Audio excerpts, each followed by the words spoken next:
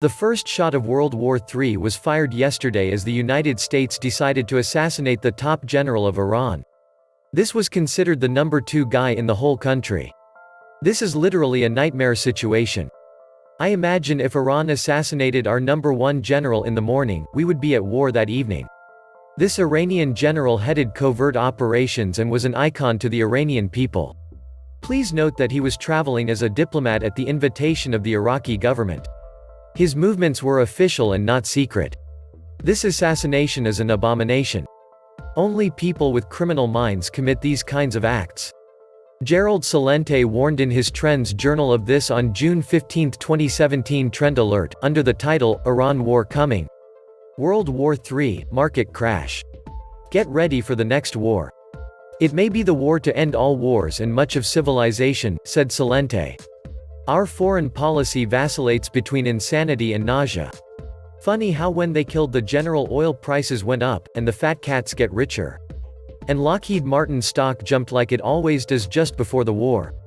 We are going to see oil prices spike above $100 a barrel. If that happens, it's going to crash the global economies and equity markets. They will hit us where it hurts, oil and the economy. The great Nostradamus predicted that the great or ultimate war would begin in Persia, which is modern-day Iran. I don't know what weapons World War III will be fought with, but World War IV will be fought with sticks and stones, said Einstein. The black swan is starting to reveal itself. Welcome to the Atlantis Report.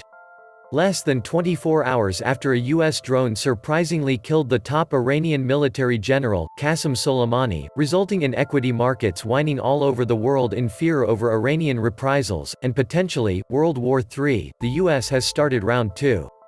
Reuters and various other social media sources reported that U.S. airstrikes targeting Iraq's Popular Mobilization Unit's umbrella grouping of Iran-backed Shiite militias near Camp Taji north of Baghdad, have killed 6 people and critically wounded 3.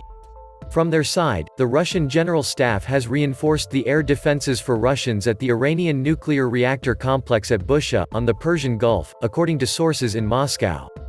At the same time, Iran has allowed filming of the movement of several of its mobile S-300 air defense missile batteries to the south, covering the Iranian coastline of the Persian Gulf and the Gulf of Oman. More secretly, elements of Russian military intelligence, electronic warfare, and command and control advisors for Iran's air defense systems have been mobilized to support Iran against U.S. and allied attacks. The range of the new surveillance extends well beyond the S-300 strike distance of 200 kilometers and covers U.S. drones and aircraft bases on the Arabian Peninsula, as well as U.S. warships in and under the Persian Gulf and off the Gulf of Oman. Early warning of U.S. air and naval-launched attacks has now been cut below the old 4 to 6 minute Iranian threshold. Counter-firing by the Iranian armed forces has been automated from attack warning and target location. This means that if the U.S. is detected launching a swarm of missiles aimed at Iran's air defense sites, uranium mines, reactors, and military operations bunkers, Iran will launch its own swarm of missiles at the U.S. firing platforms, as well as a Saudi and other oil production sites, refineries, and pipelines, as well tankers in ports and underway in the Gulf. The UK, too, has just announced a massive recruitment drive for their military. Something is afoot. These maniacs don't care, because if it goes bad, they got all those underground shelters to hide in like the rats they are. More death, more destruction, more misery, what a future. The United States is the number 1 producer of military equipment in the world, which is the largest single export industry in the USA. There is no more profitable industry than war. The banksters wanted a war with Iran, and it will happen. It's always money and power, the elite rule. So many suffer and die for the agenda of a few that have no empathy or compassion for anyone other than themselves. My father fought in the Pacific in World War II and understood after the war how they were used and abused by the leadership of this country. Hard times ahead once again. War is a racket indeed. The banksters need a big war to take people's eyes away from the true story about their criminal activities. America is just a hired gun for the elites. We are like the old Western TV series. Have gun will travel to the highest bidder. Trump may need a war distraction to hide the fact the economy is imploding. The Democrats talk a good game, but they won't do shit to prevent it because they're in on the fix, too. Who better to blame than Iran? War has always been a seductive distraction, and the goal has been Iran from day one. Afghanistan is the left flank. Iraq is the right flank. Iran in the center. All wars are bankers' wars. Only they profit. And don't forget depopulation, high on the agenda for years now. America needs this war to survive. The yield curve inverted twice last year. The elite knows the greatest depression is coming and that it will cause foreign nations to stop using the US dollar as the reserve currency. Without reserve currency status, the United States will collapse overnight, so this war with Iran is a last-ditch effort to survive a little longer. Collapse is inevitable, but the elite probably needs more time to move their assets to New Zealand. The neocons would love to see an attack in America. Imagine how their budgets will balloon and all the shortcuts the judges will shrug off, even in direct defiance of the Constitution. Never mind the separation of powers that requires the Congress and Senate to approve war. They are now free to hoax and terrorize the citizens for fun and profit. Sweet Jesus, Americans have become dullards. My biggest disappointment is the court system. The entire thing is compromised by scum like Epstein. Either way, we may see what it is like when they make a true martyr out of someone who actually has the respect of the people and isn't another puppet of one regime or another. This is going to start moving much faster. If World War III starts, then the world ends, nuclear fallout will encircle the globe, and the planet will become sterile, waiting for the evolution of new species to arise millions of years later, all that we leave behind just to become dust without a trace of our pitiful existence. Unfortunately, there will be no peace, and the Great Flood has begun, the same flood as in the time of Noah. Over 5 billion people are going to die in this war that has just begun. The USA will be defeated after fighting a false war for 27 years, according to Bible prophecy. China, Russia, Iran and North Korea will be the winners, and China will be the new superpower economy. Trump is the final president of the USA, and Obama was the last full-term president. None in his right mind will comply with such escalation. Trump, on the other hand, gave them whatever and whenever the banksters are asking for. In fact, they are tired of winning.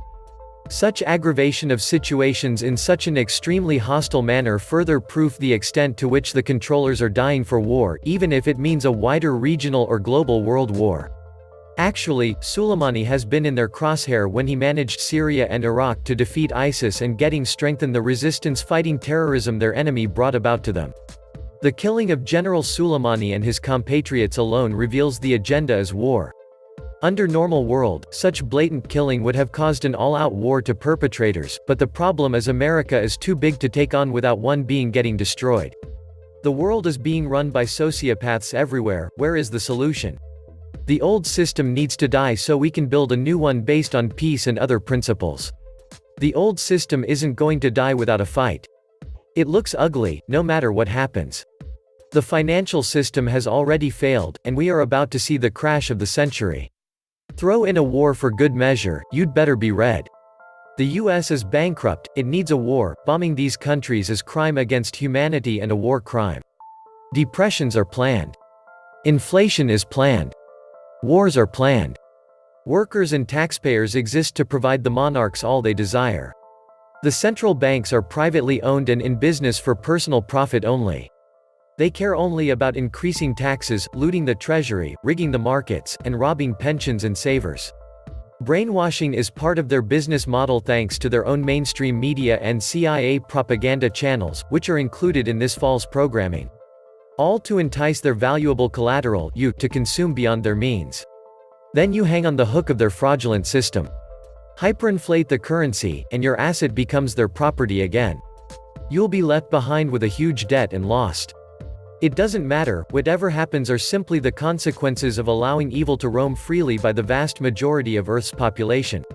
Now at the end of a 12,000-year cycle, they are acting as the cornered animals that they are. This century will mark the beginning of the end of everything we know, love and cherish. Don't fall for the war trap. Prepare yourselves for drastic long-term changes.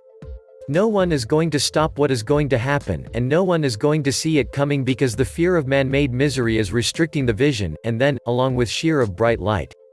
Violent shaking of the earth, oceans and seas moving inland as everything we have built turns into rubble, and life perishes. Within 24 hours, everything we call civilization will be gone. The world will have changed beyond recognition, and once more, the human being, those who were lucky to survive, has been thrown back to its very roots of living a natural lifestyle in order to survive. Not the first time it has happened, nor will it be the last. We are too occupied with bullshit and ignoring the warnings and shooting the messengers. The world has never seen peace. For as long as there are people that are killed because of wars anywhere, there is no peace. Either we all have peace, or no one has it. We all have freedom, or no one has it. Next time think before you willingly choose between evil. There is no lesser evil as there is no better good. Evil is evil, and you cannot blame evil for its existence when you have allowed it to rise. Face the consequences. No one is innocent. We elect a president to drain the swamp and fix the economy, and he goes in and completely flips his stance on every issue, doesn't fix anything, and makes everything worse. Business, as usual. Remember back in 2016 when Trump said he was gonna bring our boys home from the Middle East? Let me know in the comments section below what your thoughts are about this dangerous situation that is unfolding in the Middle East, and do you think that it will all lead to World War III? This was the Atlantis Report. Please like, share, and subscribe. Thank you.